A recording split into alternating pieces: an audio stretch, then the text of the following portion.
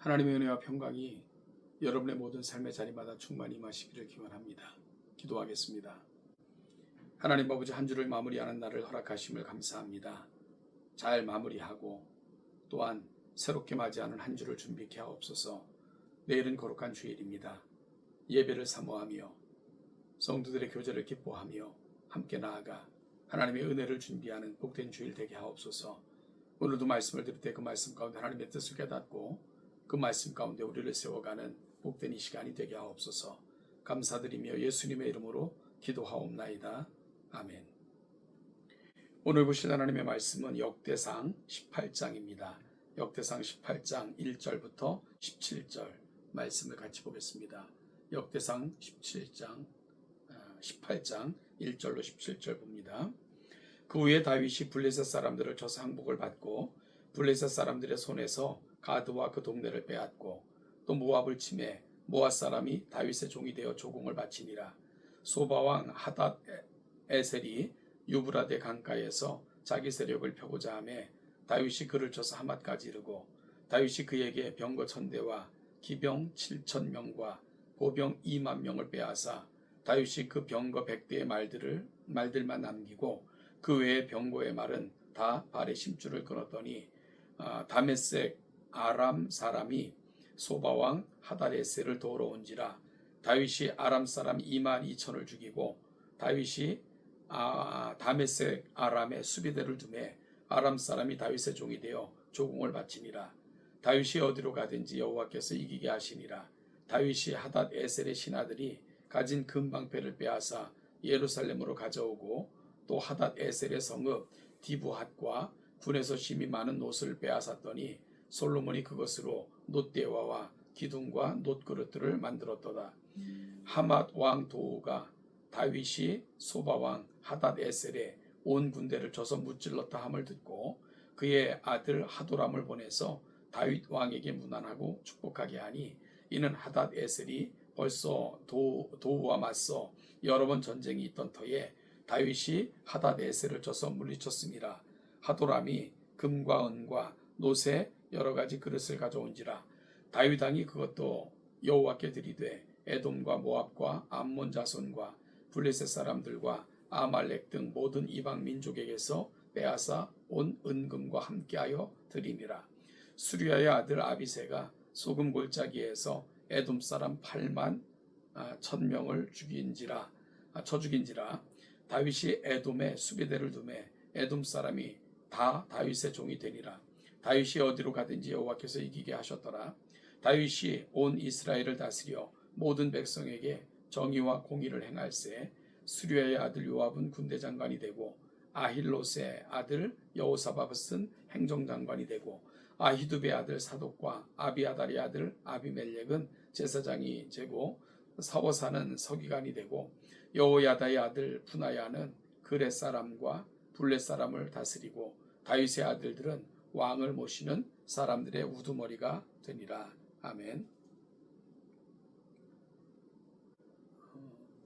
역대상 18장은 다윗의 정복전쟁과 영토 확장에 대한 기록입니다. 하나님께서는 다윗 왕으로 하여금 이스라엘을 둘러싸고 있는 여러 나라들을 정복하게 하셨습니다. 그러나 이 전쟁은 단순히 힘이 센 나라가 약한 나라를 정복하는 것이 아니라 이스라엘이라는 나라가 하나님의 대리자로서 주변의 악한 나라들을 물리치는 것으로서의 그런 성격을 갖고 있는 전쟁입니다.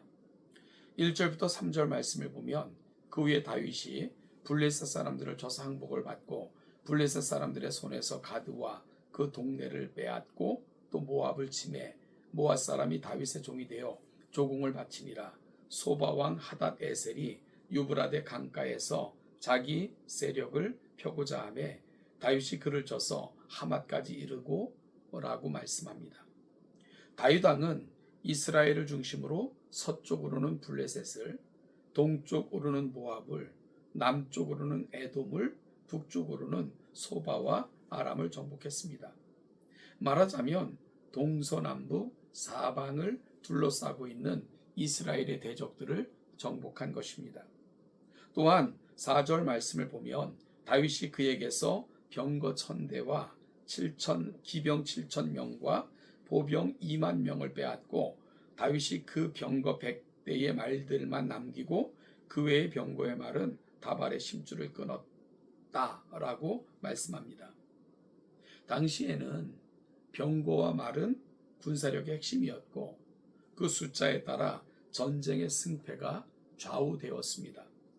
따라서 다윗이 아까운 말들을 거의 다 포기하고 병거 100대의 말들만 남겨둔 채 나머지 말에 발의 심줄을 끊었다 하는 것은 세상적인 군사력이 그의 힘과 또한 그가 행해 나가는 것에 근거가 아닌 것을 분명하게 보여준 신앙의 결단이었습니다. 또한 이는 다윗이 얼마나 온전히 하나님의 말씀을 따르고자 노력하는 사람이었는가 하는 것을 보여줍니다. 하나님께서는 신명기 17장 14절로 16절에서 이렇게 말씀하셨습니다. 네가 네 하나님 여호와께서 너에게 주시는 땅에 이르러 그 땅을 차지하고 거주할 때에 만일 우리도 우리 주위의 모든 민족들 같이 우리 위에 왕을 세워야 하겠다 하는 생각이 나거든 반드시 내 하나님 여호와께서 택하신 자를 네 위에 왕으로 세울 것이며 네 위에 왕을 세우려면 네 형제 중에서 한 사람을 할 것이요 네 형제 아닌 타국인을 네 위에 세우지 말 것이며 그는 병거를 많이 두지 말 것이요 병마를 많이 얻으려고 그 백성을 애굽으로 돌아가게 하지 말 것이니 이는 여호와께서 너희에게 이르시기를 너희가 이후에는 그 길로 다시 돌아가지 말 것이라 하셨음이며 바로 이 말씀을 기억했고요. 다윗의 이러한 신앙 고백은 그의 시편 20편 17절에서 이렇게 고백합니다. 혹은 병거 혹은 말을 의지하나 우리는 여호와 우리 하나님의 이름을 자랑하리로다. 여러분 말씀드린 것처럼 당시는요 병거와 마병의 숫자가 많은 것은 주변의 큰 위협이었을 뿐만 아니라 그의 군사력의 척도를 그리고 얼마나 강한 군대를 가지고 있는가 하는 것을 평가하는 잣대였습니다. 그러나 다윗은 자신의 자랑은 군사력에도 또한 많은 군사에도 또한 많은 병거에도 말에도 영토에도 있지 아니함을 분명하게 고백하고 있는 겁니다. 그의 시편에서 보여주고 고백하는 것처럼 나는 우리 여호와 우리 하나님의 이름을 자랑하리로다. 그에게 있어서 모든 것을 주신 분은 하나님이심을 이와 같이 고백하고 있는 거죠. 여러분 이러한 신앙의 원리는 우리에게도 그대로 적용되지 않겠습니까?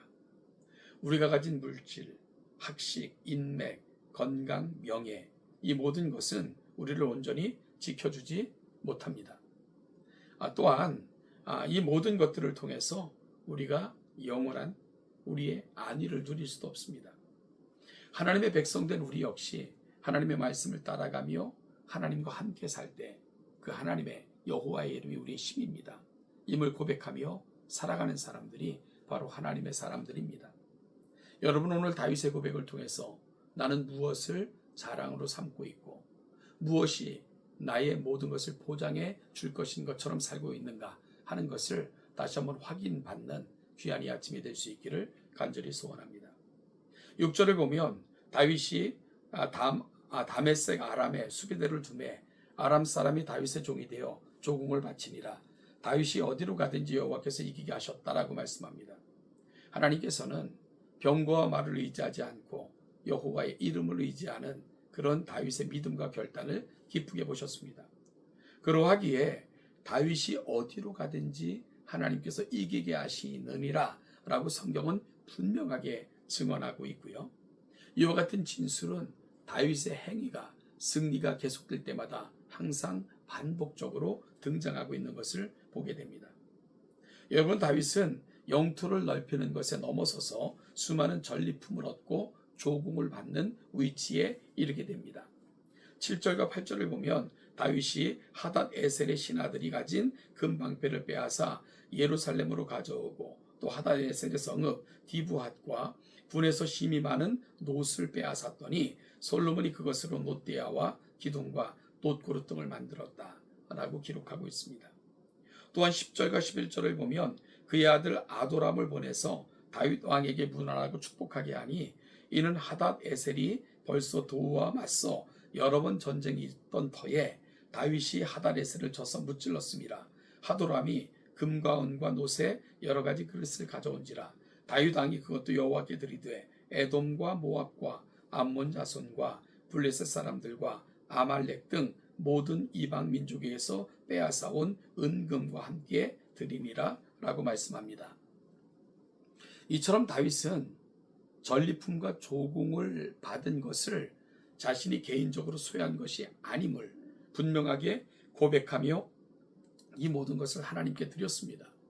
다윗은 이 모든 것은 자신이 한 것이 아니라 하나님께서 주신 은혜이고 마땅히 이를 통해 영광을 받으실 분은 하나님이심을 분명하게 백성들에게 선포하고 보여주고 있는 것입니다. 이것이 다윗 왕이 하나님의 마음에 합했던 이유이죠.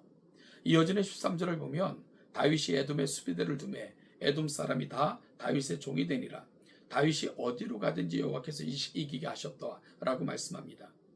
6절에 이어 13절에서도 똑같이 다윗이 어디로 가든지 하나님께서 이기게 하셨다라는 반복과 고백이 되풀이되고 있는 것을 보게 됩니다.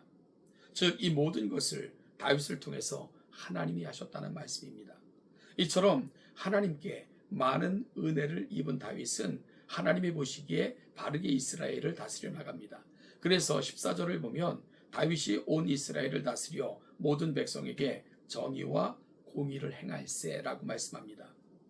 다윗이 이처럼 하나님의 정의와 공의를 바탕으로 이스라엘을 다스릴 수 있었던 것은 다윗의 분명한 고백 때문입니다. 하나님이 이 땅의 진정한 왕이십니다. 나는 하나님의 대리자일 뿐입니다. 이 모든 영광은 하나님이 받으셔야 됩니다. 이런 고백이 있었기에 하나님의 뜻대로 맡겨주신 백성을 정의와 공의로 다스릴 수 있었던 것입니다.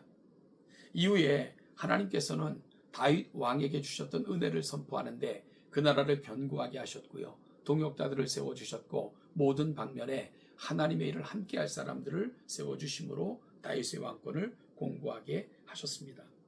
다윗 왕은 하나님을 힘입어 행한 모든 것에 감사를 드렸고요. 또한 하나님께서는 그런 다윗에게 또 다른 은혜를 부어주심으로 그 나라를 강하고 부유하게 하셨습니다. 여러분, 이것이 바로 하나님께서 펼쳐가시는 선순환 아니겠습니까? 하나님의 자녀들이 하나님을 인정하고 그 이름을 영화롭게 하길 소망하며 그 이름 앞에 합당한 영광을 올려드리고 또한 살아가는 삶의 자리에서는 다윗이 그에게 주신 백성은 하나님의 백성인 줄 알아 정의로 공의로 통치할 때 하나님께서는 이 모든 것을 위해 더 큰 은혜를 부어주시는 아름다운 순환을 이루어 가셨던 것입니다. 이런 순환이 우리 삶의 자리에도 함께 하시기를 소원합니다. 하나님을 나의 왕으로, 나의 주인으로 삼고 내가 살아가는 삶의 자리에서 이웃에게는 정의와 공의로 하나님의 뜻대로 행하며 사랑을 실천하고 그러므로 하나님의 거룩한 뜻이 이루어지기를 갈망하며 살 때 하나님은 우리 인생들을 통해서도 영광을 받으시고 형통한 복과 은혜를 주실 줄로 믿습니다. 이 아름다운 선순환이 우리 동천 모든 성도들이 살아가는 삶의 자리마다 충만히 임하시기를 예수님의 이름으로 축복합니다.